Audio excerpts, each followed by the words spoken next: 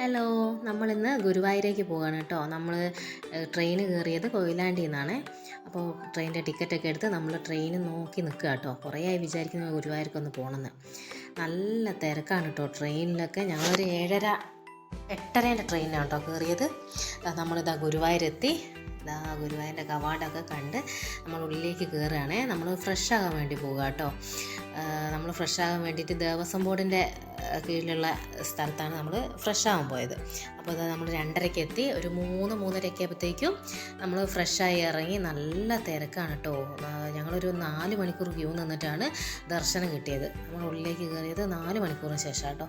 അപ്പോൾ ഒരുപാട് നിന്നിട്ടാണ് നമ്മൾ കയറിയത്. നല്ല തിരക്കാണ്. രാവിലെ ആയപ്പോഴത്തേക്ക് ഇതാണ് നമ്മളിതാ ഫോട്ടോ ഒക്കെ എടുത്ത് നമ്മൾ അവിടെ നിന്ന് പോരുകയാണേ. നമ്മൾ ഇനി ഇവിടെ കൊടുങ്ങല്ലൂർ പോകണം എന്നാട്ടോ വിചാരിക്കുന്നത്. അപ്പോൾ നാളെ നമുക്ക് കൊടുങ്ങല്ലൂർ വീഡിയോസ് ആയിട്ട് കാണാം. എല്ലാവരും